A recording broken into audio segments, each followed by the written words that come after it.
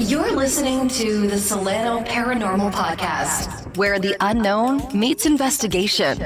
From haunted locations to unexplained encounters, we dive deep into the mysteries that surround us. With your host, Mitch McLean, get ready to explore the truth beyond the veil.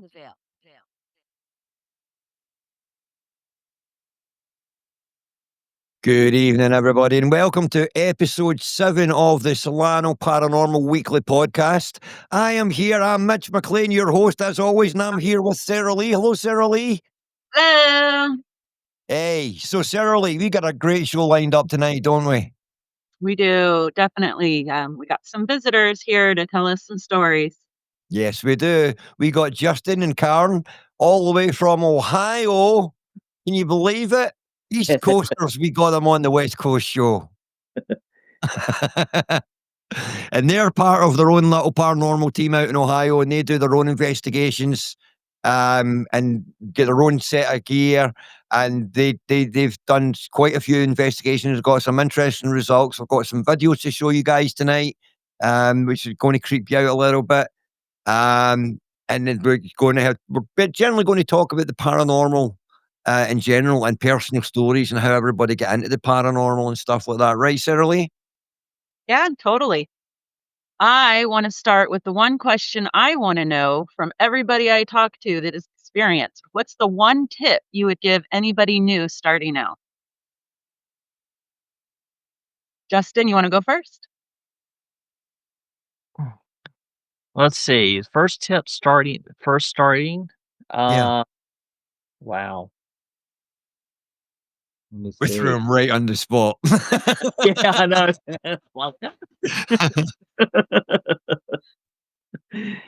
Wow. Well, what was your biggest takeaway when you first started? What was your biggest kind of wake up, eye opener moment when you started investigating? Mine was just experiencing the whole, thing.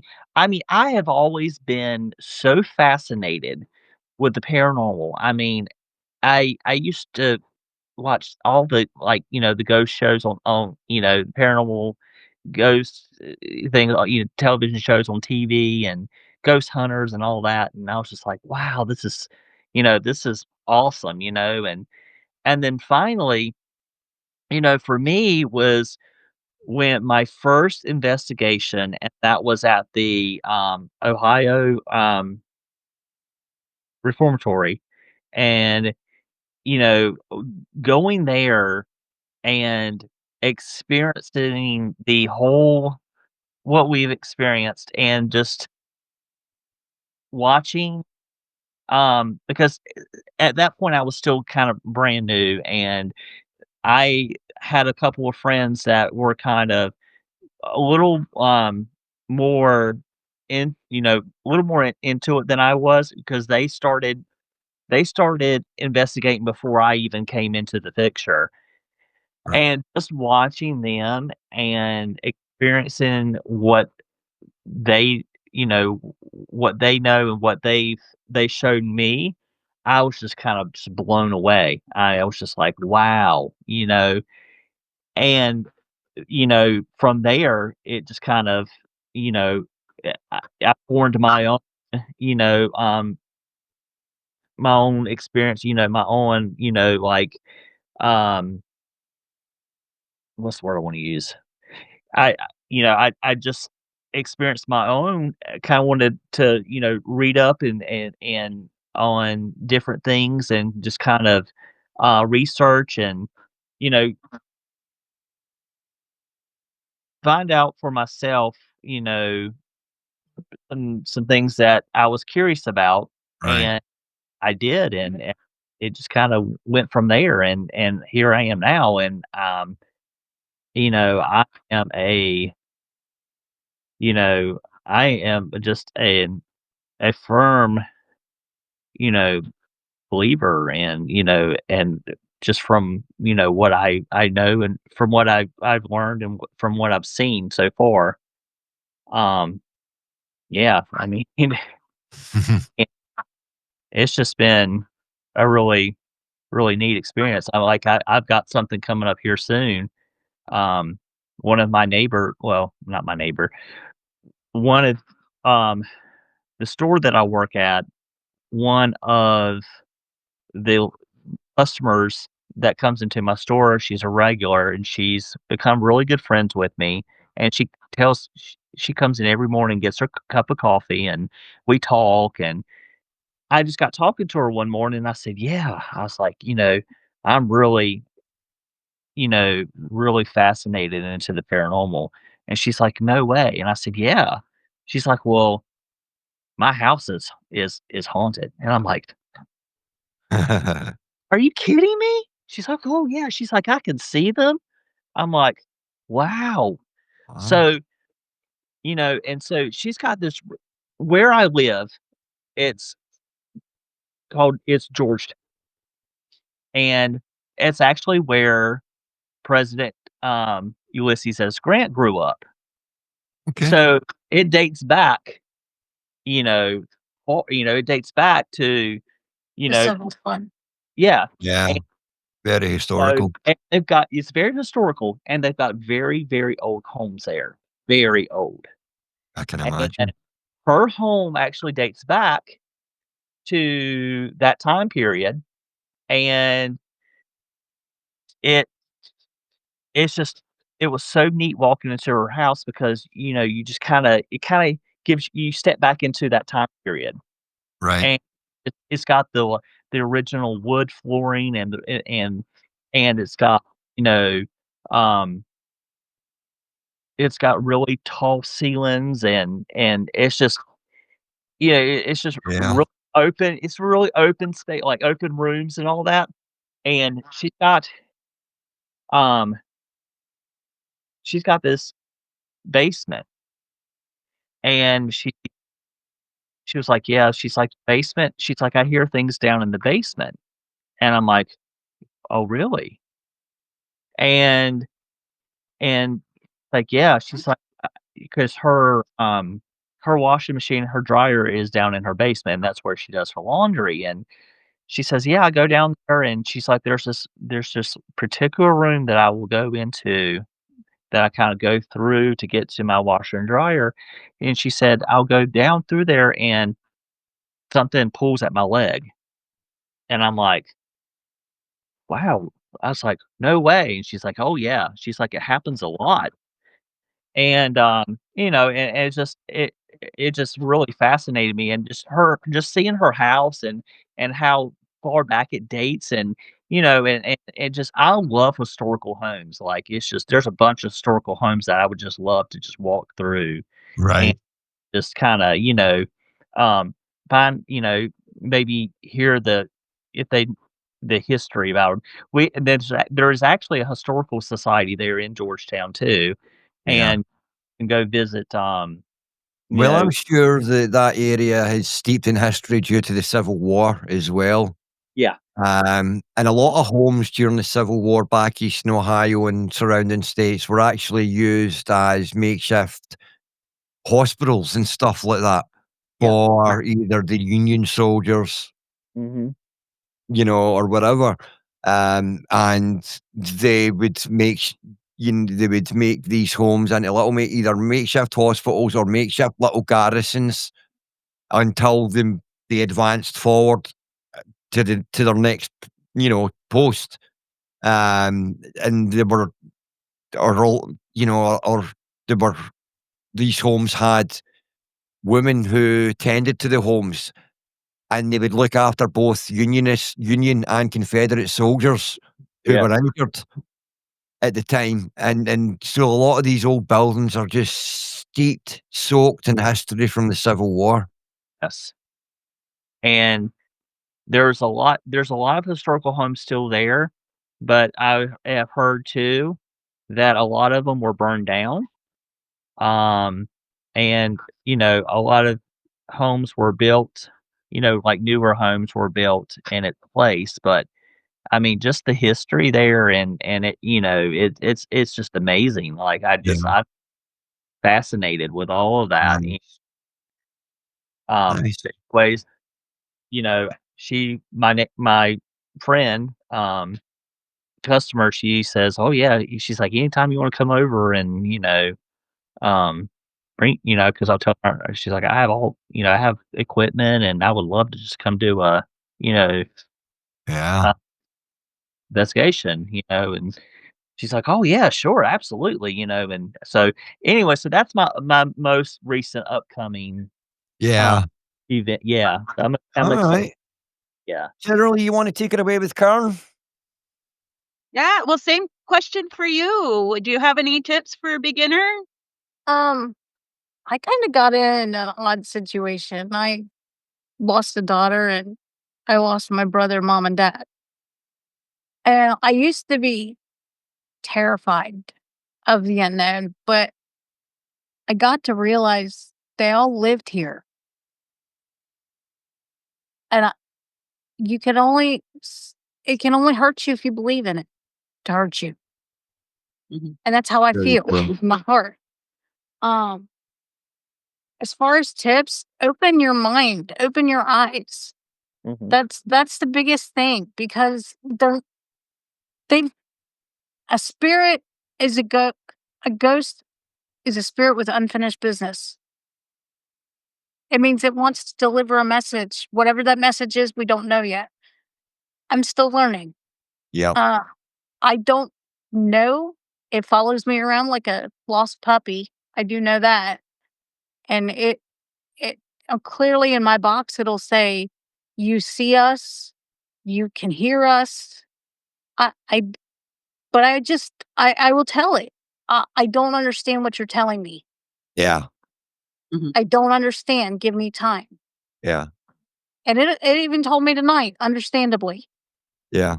Yeah, it's been through I clearly on the box, but when it comes to actually hearing what the message the spirit's trying to tell you, it becomes a little unclearer.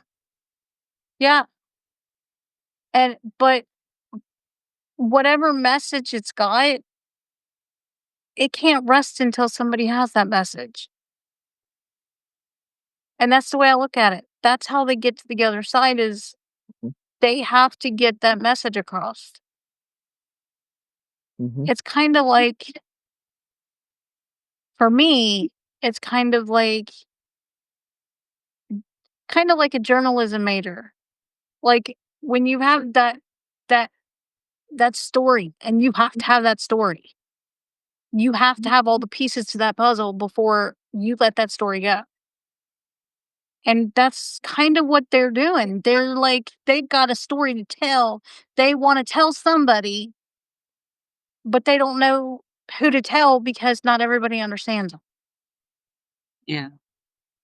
And so now that they've known that I can see them, and my great grandfather was born, they call with the veil over his eyes, where he could actually, I guess they were where they could lift the veil and he could see. And he went to Promont. He worked at Promont, and the lady of the house, the lady ghost of the house. Now Justin and I actually checked out Promont because Yeah, we there did. is some really odd feelings there. Hmm. And we went, but my grandfather used to tell me stories, and he'd say that she would come down the stairs to the end of the stairs, and he'd look at her and he'd say good morning, and she'd nod her head and go right back up the stairs every morning. And was this his house or was this Oh, this a was property? it was actually the house of, I want to say, the governor. Yeah, it was the governor's house. Yes. Yep. And I went one night. It was a full moon. I really shouldn't have because this what freaked me out as I went on a full moon. And I went around the back of the house and I heard screaming coming from a window. And I could just feel the coldness of it. So I don't know what was there, but I had been told one of the stories was that the lady of the house had fallen out the window. Okay. And that was the story that I was told. And was that the lady that went up and down the And I stairs? guess that's the one that went up and down the stairs. Interesting. So And is you this don't like, know. oh, I was just going to ask if this was like a first investigation for you or what your first investigation was. For me, that was a first investigation. Now I will go to cemeteries and like I'll take my ghost box and stuff. And one time I did take it and put it on one of the other cameras, and I got floating orbs all over the place. That was one of the things that I got, like, over all of the headstones. There was orbs everywhere, Well, which was really wild.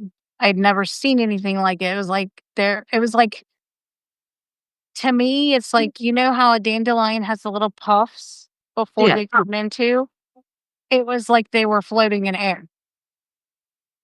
I Interesting. mean, it was really wild. Yeah. Was it And they scary feeling or just um, amazing or? I was in awe. I was just in awe because to me that just kind of put some kind of validation that there is life after death for me. I mean, um, I've talked to we have several friends. Samantha, she is with she is a very big into it. She's Native American. And she's told me, she says there is life after death. And she says and she does past life regression. And I told her, I said, for some reason and he knows, I've got this absolute obsession with England. Mitch knows, England. bro knows. Yeah. But she says the reason that fascination is there is because in your past life, you probably have been there more than once, Yeah. Yeah, that makes sense. which I don't understand. I guess. I'm Yeah. like, It somebody makes just sense. told me. Lee and I are both firm believers in kind of reincarnation and stuff like that. We believe that in that kind of afterlife. And I think that's a common belief, and it's becoming more mainstream every year. More and more people accept the idea of reincarnation. I think, Sarah Lee, one of the reasons why we do this is because we all want that confirmation of the afterlife, because it makes us secure in our own physical life to know that there's something else afterwards. Because that's the $1 million question that we all sit and ask while we're alive, isn't it? Mhm. Yeah. Mhm. Mom, before she passed, it was right before she passed, we went car shopping. And she turned around and she says, I want you to remember if anything happens to me, I'm right here. And she said, just listen. Yeah. And then she says, so I want you right now to listen. And I go, to what? I got nothing. She says, would you just shut up and listen? It's a whole different type of listening. She says, think of it like, because I used to work in a doll shop. So we used to call it doll talk. And I could sell a doll like no tomorrow. Look at that doll and look at the other doll. And they call it doll talk. Okay. It's basically that.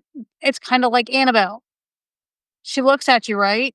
Yeah. And when she looks at you, you pretty much are looking back at her. You already know she's got you picked. So what I did was I would sit the little girls down and I'd have two dolls. And I'd say, which one are you drawn to? And it's the same perspective as if you were going to go with a spirit. What are you drawn to? Are you drawn to this one or are you drawn to that one? And that's called doll talk. Yeah. So it's using your intuition to channel in and say, what are you trying to tell me? Okay. Sometimes I'll pick it up like I get little snippets. Like I've got a couple of spirit boxes, but like I've got little snippets. Like he knows it flew me right over the edge when I turned around and I woke up and it said Liam. And I was like, what in the world have I gotten myself into? Yeah. Because there is such a case right now against what happened to him. Right. And I am so in awe. And it tells me things. Like, he came up with Nora just tonight, and I was showing him, and I'm like, "Who is Nora?" And I turned around and Googled it. Nora is Roger Norris, who is the guy that apparently abandoned him. But right Huh. before he went off the balcony. Right. But there's so many different stories. There's stories of whether he went off the balcony. There's stories, did he jump off the balcony? Was he pushed off the balcony? Was he even at the Casa Sor at that time? People can't even validate that he was even at the Casa Sor before he died. Mhm. Some people are saying that his body was planted. I have a video where he was down underneath the umbrellas, and you could hear him clearly going, "Ow," because somebody was beating him. Mm. And my rods turned around and validated it and told me that he was alive when he was down there. Yeah. Mm. Yeah, it's interesting. So, just so people know what we're talking about, Karen, we're talking about Liam from Liam Payne is with One Direction. with He One passed Direction. away. He passed away on October 16th. And Karen's been really into the Liam Payne incident and stuff and has followed it. And what's happened is she's got an attachment going on right now where this entity's claiming to be Liam. Now, my concern, like every investigator's concern, should be: is this a pretender? Is this like a trickster spirit? Is this a spirit that's trying to make you believe and lure you in to communicating with it more and more by pretending to be something that you would desperately want it to be? And I guess it would be possible, but here's the odd thing. So I kept getting these random names like George, Wade, Kenneth, um, Hannah, Agnes, and all these random names. And I was like, who are these people? And then I Googled his family tree, and it's his family lineage. Gotcha. And nobody would have known that because I just happened to know ancestry.com. So I just Googled what is his ancestry. Yeah. He is Liam James Payne III. So I got to thinking, Liam James Payne III, where did the third come from? Who's first and second? And then it went on from there, but it told me about George Wade. It told me about Agnes. I've had Lily. Lillian is actually one of his grandmothers. I've had Hannah, who is a great great grandmother, which I told Justin tonight. Mhm. Yeah. Maybe a pretender, but I think Yeah. they're awful good at pretending if they know his family lineage. Well, who knows if ghosts have access to public libraries? I would hope everybody does. Of course you do, Sarah Lee. All right. So, what we're going to do right now is we're going to talk a little bit about some video clips, short video clips that Justin sent us. Okay, these are really kind of wild. And if you've ever seen Orbs, get prepared to see the mother orb floating across your screen. This is a really, really clear. Now, short videos, but they're really quite clear. So I want you to watch them. We're going to show you the first one, and then we'll come back and talk about it, and then we'll show you the second one. We'll show you the first one, we'll replay it once or twice for you, and we'll talk about it. So here we go, guys. So watch this. Watch closely.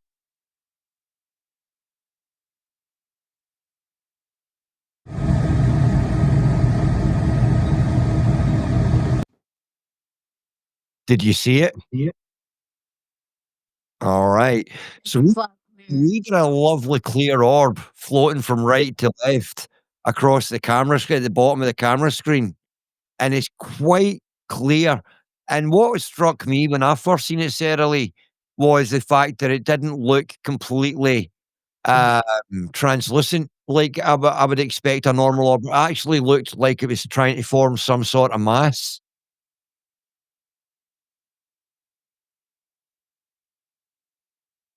Yeah, it was very interesting, to see the movement, and Yeah. then it kinda went over. I don't know if that was a soda machine or coffee machine and just kinda Well, Yeah. disappeared I there into told the counter. him, I wonder if that orb was following one of his employees Right. because the Well, way who was that, Justin, that was the employee there? I don't know exactly her name, I don't remember. I just know that she was an, elderly woman that used to work at that store, and it used to be, back like I said, back, oh gosh, I'd say, man, probably 2000s, early 2000s. Um, but she used to work there, and she used to live on she kinda oddly enough, where I used to live in Georgetown, she actually used to live on the very end of the road. So she was only like she lived like a few doors down from where I used to live, which is um which was pretty cool to know. Yeah. Um, but I can't remember her name. I wish I could remember her name, but yeah, she I think she comes back and visits regularly. She Yeah. lets know that she's there. She really does. Well, I let's watch it again real fast and let the viewers watch it a second time before we show them the second video. Okay, here we go. Yeah.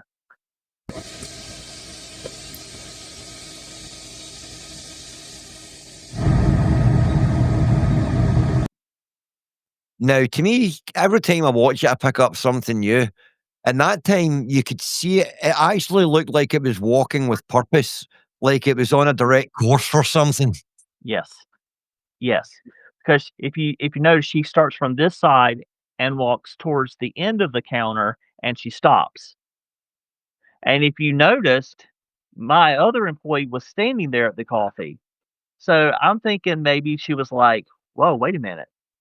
Yeah. He's taking it. He's doing what I'm supposed to be doing." You know?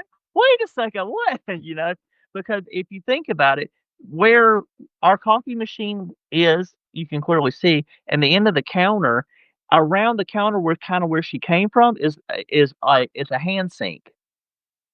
And that's where she came from because that's where we used to take our pots of coffee and empty them out before we made a fresh new Made the pot of fresh coffee. batch. Ye Yeah. Yes. So I think that was, um she started over there and or she maybe came out of the back room because there's like a push door that leads into the back office. So, she came from that direction, and she walked to the end of the counter like she was getting ready to go prepare coffee for the morning, right? And she was like, "Wait a second. This coworker, he's taking my he's Yeah. doing my job?" So, Yeah. Sarah Lee, what's your thoughts on that orb video, the first one? I kind of agree with what he's saying. I think it looks like somebody was coming and going to do their job. mhm, I It's been a long time, but I've worked a lot of fast food and stuff like that back in the day in restaurants and, making that coffee, that was a lot of back and forth and, so it really did kind of look like she was going that way and then just kind of Yeah. stopped and fizzled out there. Yeah, mhm, for sure. mhm. Okay, so let's play the second video for you guys and we'll watch this one. All right, so watch for the orb. Again, it's going to be coming from right to left, so keep an eye on it. Here we go.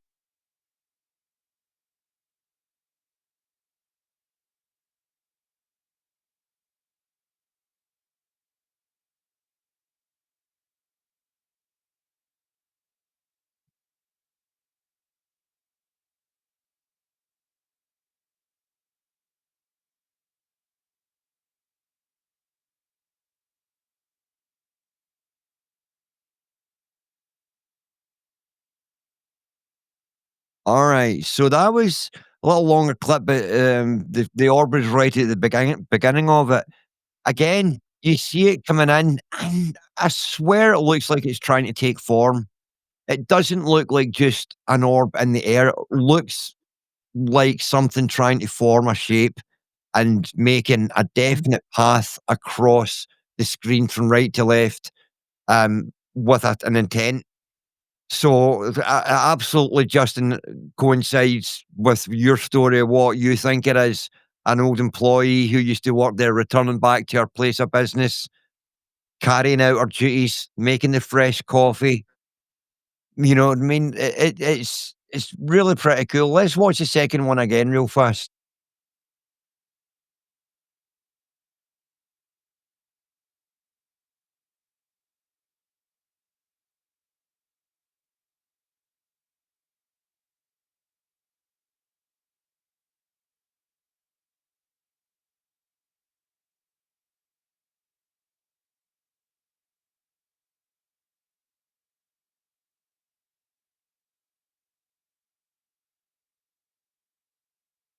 All right.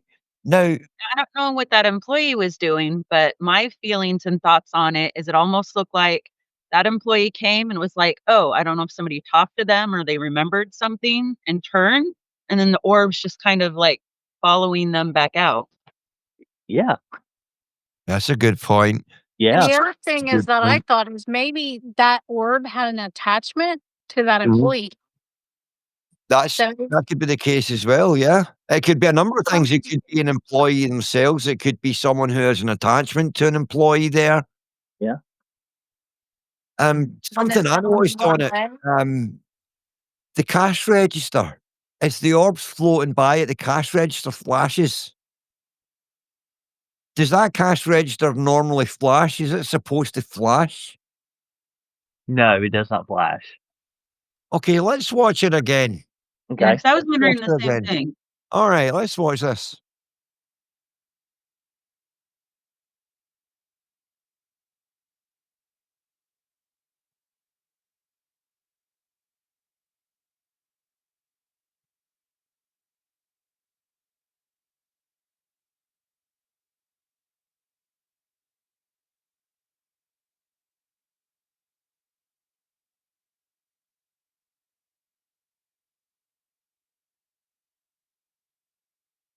Now that is clearly flashing in sets of 3. that is actually our photon machine for the lottery. It's not even a cash register. Oh, So Yeah. okay. it Yeah. is based on censorship. Yeah. So you have to have the ticket underneath in order for it to censor, Right. in Yes. order for it to flash. Right. So it's flashing on its own, and it looks like the employee's not even aware of it. Mm-mm. No, because he's already over here, at the coffee area, Right. and yeah. So I don't. He didn't even. I don't think he even. He even saw So it. it's something that he either just never consciously picked up on at the time or was Right. not visible with the naked eye. Right. But it's very interesting that the orb floats by and you're saying that machine's not supposed to flash like that. And it's making those flashes. Now, it's flashing in sets of 3s, which in paranormal circles, we all pretty much know is usually the mocking of the Holy Trinity. It's usually a dark entity mocking the Holy Trinity. It could be, but also in more of like the spiritual or witchcraft, even some religions with angel numbers.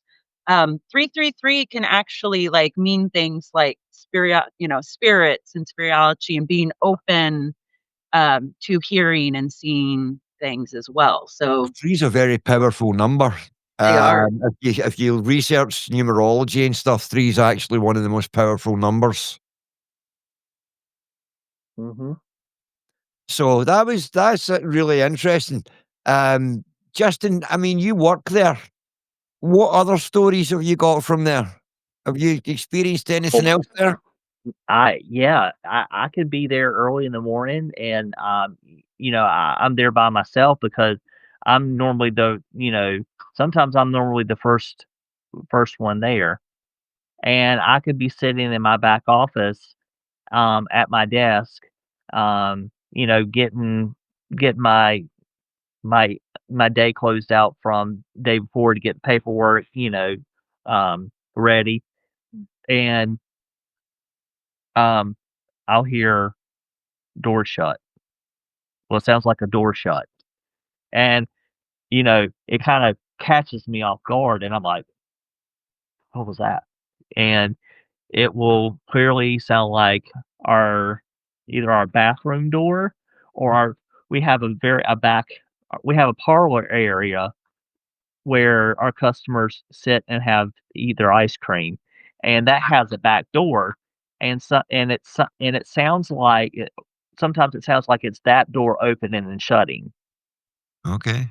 And there will be other times where I'll be there by myself and I will hear objects fall, and I will kind of look around, and then I'll go out and we have a cup holder that holds our styrofoam cups, and our styrofoam cups will be on the floor, and they're secure in the holder because you kind of have to tug one to pull it out.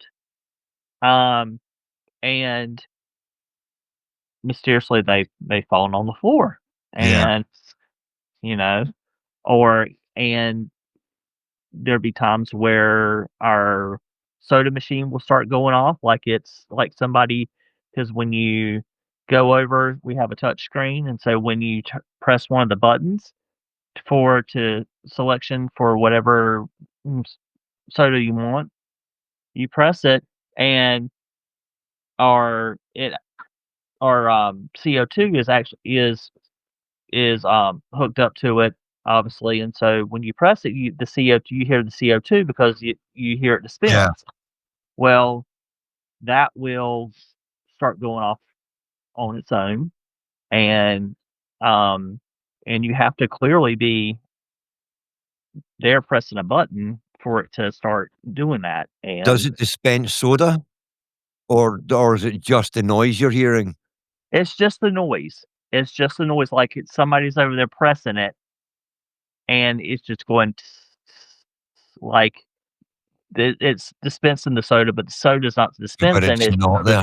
You're right. it's the sound, and um, I'll be there, and I will. Now, mind you, when I go in the morning, I take a walk around my store. I just case my store just to see, what my store looks like, what kind of condition it is from the night before, what we need to fix before customers come in the mornings, and I'll walk around my store and do a walk, and I look at everything, and if something was on the floor clearly, like, say, in my candy aisle, I would notice it, and I'd go over and pick it up off the floor and put it on and put it back on the shelf. Well, I walked in one morning, and I did my normal walk, and I was like, "Okay, this needs to be fixed." I made mental notes of what needed to be fixed out on my sales floor, and went back to my office, and I came back out because I was thirsty, so I was like, "Okay, well, let me go get me some water," and there was a bag of candy on the floor, and I'm like, "Wait a second, that was not there. That Right. was not there when I first made my walk." And I have heard that there is also a child, um, that, um, frequently visits as well. The Um, literal kid in a candy store. yeah, it's like a kid's candy store. Didn't Exactly. we run the ghost box and hear her say something like "I am lost"? Yes. Yes, I have turned it on. I have turned it on some mornings when I was there, and there will be messages like I'm lost, or Wow. something, something like just little messages that you obviously a child would say, like a young kid, Right. and you and I'm like, oh wow, Yeah. So I know that there is there is a a child that visits there regularly too, and I actually have a friend, a really good friend that has done investigations with me as well, and she said she can sense, a lot of things, and she even confirmed that it was a child that comes Yeah. in and visits. So there's just all kinds of things that that go on there that really you know make me believe that there is Yeah. we do get visited, and sometimes I'll be sitting at my sometimes I'll also be sitting at my desk and I will see out of the corner of my eye something like dart across the screen with the Yeah. cameras, like kind of like what we watch, but Yeah. I catch it because it happens so fast, and I'm like, I see it out of the corner of my eye, and I turn, it's gone. Yeah. And this was actually the first time that I actually seen an orb go across the screen, and it was just like, wow, Yeah. 'cause I've always wanted to, I've Yeah. always heard, but I've never actually seen an actual orb kinda just No, anytime you see an orb, normally it's like it shoots out, it appears and it darts out quite fast, and sometimes changes direction. Um, it all happens really fast. yeah. This was slow and methodical. That orb in the videos we showed was very slow and methodical. It was moving from right to left in a very distinct manner, and if you looked carefully at the shape, I'm gonna play the first video again real fast. So, well, let's watch the first one again.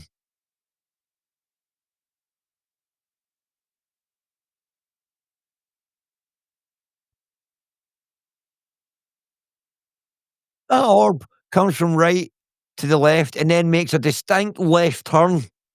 Mhm. Yes. It makes the same in both clips, it makes the same movement, makes the Yep. same path. And exactly the same path it traces on both videos. Comes Yes. down from right to left and then makes a sharp left turn at the end of the counter. Yes. Wow. Yep. Interesting. Karen, you want to tell us about some of your experiences other than the Liam stuff? Some of the stuff that you've experienced and anything you've happened at your work or the kind of stuff that you've investigated? She's got a Oh, lot of cool stories. so, like, my garage doors will go up and down by themselves.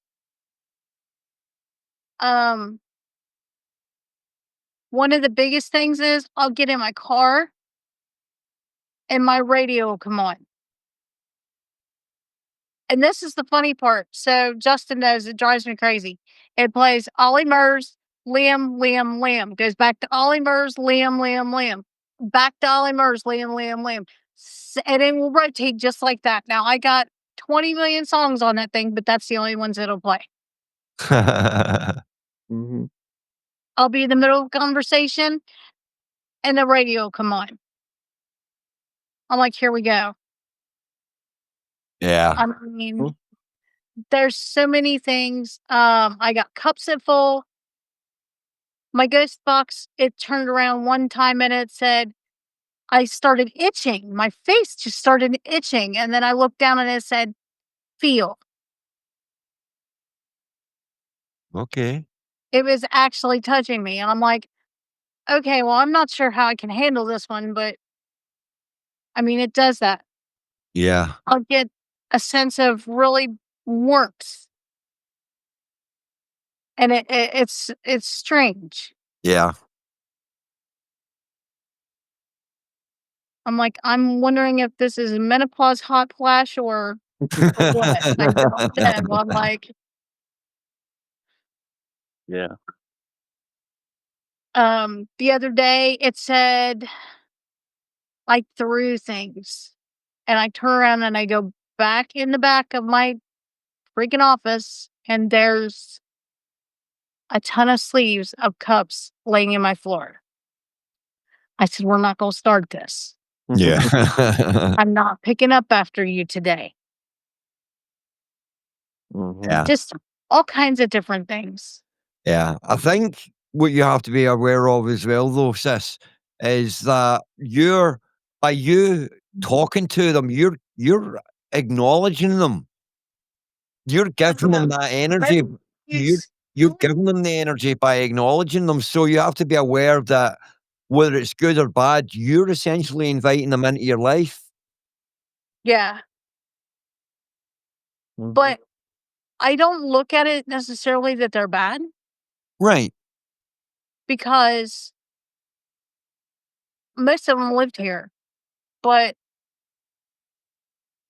it's just they've got a message Yeah, and they can't cross over until they really get their own peace.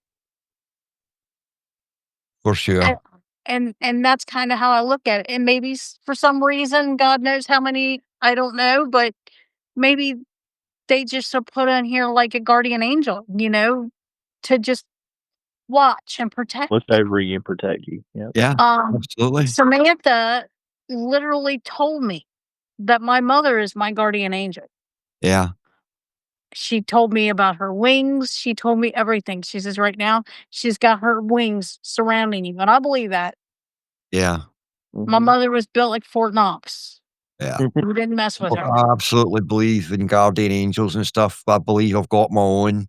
I've had 2 occasions in my life where I've had a voice speak over my shoulder and warn and tell me of either a life-changing event or warned me of danger. The first time happened when I was, with my first wife, and she was pregnant with my daughter, Stacey, and we were on a bus heading, to the city centre, to do some shopping and hang out and whatever and go for lunch, and just as we got a couple of blocks from the city centre, um, a voice over my left shoulder whispered to me, and very calmly, "Get off the bus now." And I heard it, and I looked back, and I kinda looked over my shoulder like this, and there was nobody behind me, and I was like, "Okay." So I never hesitated. The bus was pulling into a bus stop, and I said to my wife, "We need to get off the bus," and she's like, "We're not there yet." And I said, "No, we need to get off the bus now." And I essentially dragged her off the bus, and we got off the bus. The bus went round and roundabout and crashed. Now Oh. now it wasn't the thing is, it wasn't a bad crash. A car went into the side of the bus, but what had happened was where the car had went into the side of the bus was exactly where her and I were sitting on the bus. So even though it wasn't a heavy impact, it could have still jerked her forward and hurt the baby or done any kind of damage, you know what I mean? Um, so or even just the stress of being in a crash could have caused some sort of reaction. So I got a warning, like, "Get off that bus now." And the second time I got that voice over my shoulder was when, me and my current wife were dating, and I got a voice over my shoulder. Never had it with anybody else ever in my life, and a voice came over that same shoulder again and said, "You're going to marry her." That's sweet. Right? Yeah. Oh, Twice in my life, I've had a voice talk over my left shoulder and guide me, almost guide me. The first time guided me away from danger, and the second time guided me to somebody. You know what I mean? So, those types of experiences for me are what keep me really believing that there has to be something more than just what we perceive, Sarah Lee. Mhm. I don't have any fantastic experiences, but um, I definitely believe. I know a lot of people who have, and I truly believe those people that have had them, and that's what makes me really interested in it. And I want to say years ago, I did have a lot of like I mentioned it before in on the podcast, but gut instinct, empathy, intuition. I locked it down kind of with some toxic people around me, and I'm working on opening that back up. So, like, I haven't physically seen anything or heard anything, but I do definitely feel that I felt things. I was talking to like a second cousin who had also spent time. She's my mom's cousin, spent time in my mom's house where she grew up. And I was asking her about a stairway that I always got this feeling I could sit at the bottom of the stairs, but it went up a few steps and then turned and went up through a few steps, had a landing, and it was one of those old gingerbread style Victorian, so it had a stained glass window, and then it went up the rest of the way. When I hit that landing, that terrified me my whole life. Like, doesn't Uh, matter what age. And so I could sit on the bottom of the steps. I would sit on the bottom of the steps for hours reading a book, watching TV because the TV was across the room. But if I had to go upstairs to use the bathroom, it was like run as fast as I can up those stairs. And I was just casually asking her because she's into the paranormal and ghost hunting too. And I was like, hey, did you feel anything, in my grandma's house? And she's like, oh, yeah, for sure. When I was younger and was in there, we started talking about it, and she felt like a similar feeling on those stairs as well. See, again, individually, just a data point, but collectively, they become more than just data points. It's two people in the same house sharing almost the same feelings. You know what I mean? Those are the kind of things that as paranormal investigators would pay attention to. All right, Karen and Oh, Justin. I was just gonna say, I Okay. think my mom, when I talked to her about it, never really felt it, but I think it's because where she grew up. So Okay. probably going through it day after day after day, she was probably a little desensitized to it, but Right. she is very open and has seen family members and spirits. So that's my best guess because she's like, "I never felt anything." But like I said, if other family members did, said data points. So Absolutely. Absolutely. Okay, so Justin and Karen, what in Ohio itself, if you were going to suggest maybe 3 locations in Ohio for somebody to come and investigate, what would your top 3 locations be? Oh, wow. Definitely the old, prison, because I actually went there myself. I experienced, you know, that, and I was just amazed by it. Yeah. Um, and, you know how you can walk in somewhere and you know that it's got activity, and just the hairs on your arm just stand up because you just Yeah. know.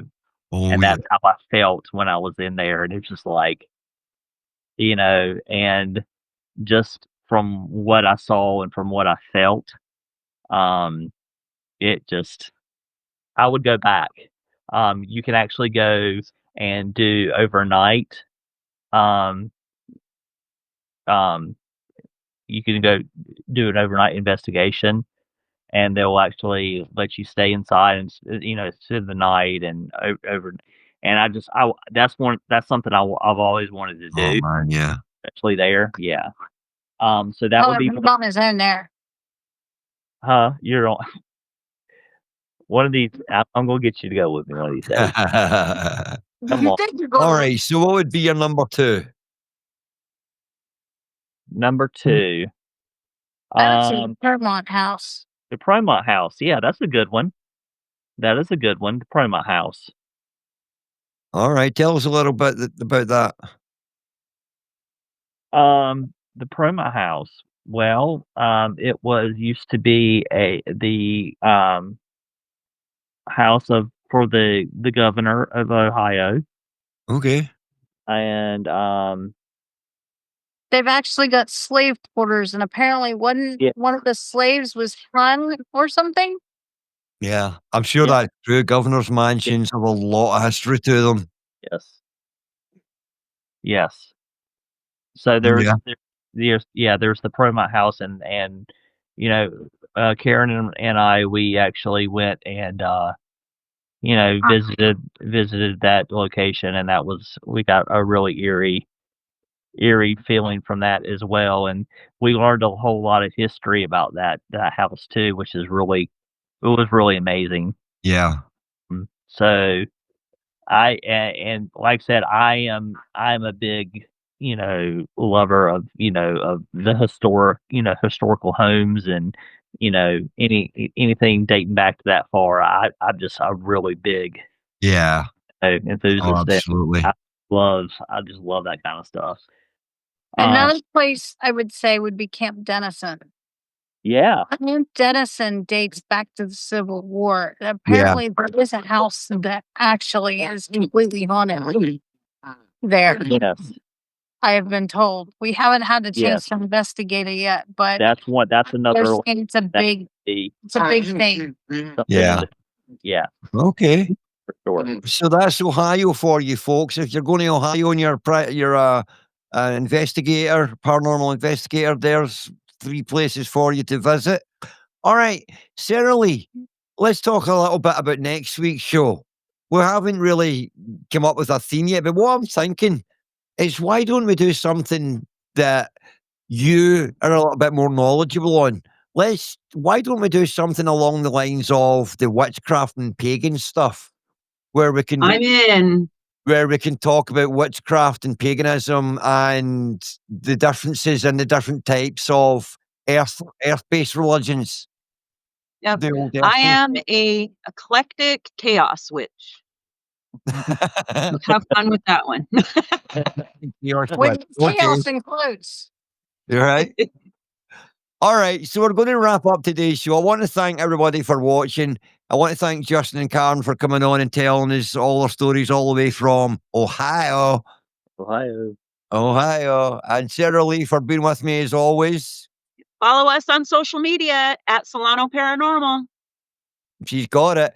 And if you want to take part in any discussions about the paranormal, if you want to listen to our radio station or tune into our podcast, go to solanoparanormal.com.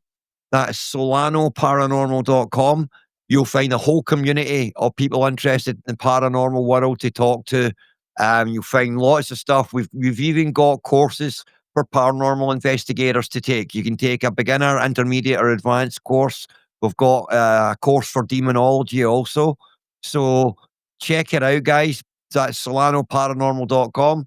And if you want a shout out to the show, you can always call our shout out line, which is 707-398-3848. That's 707-398-3848. Call in the show and we'll get you a shout out. All right, guys. Thanks very much, everybody, for watching. Sarah Lee, Justin, Karen. Till next time. Bye. Thanks for finding the time. Bye, everybody. Bye.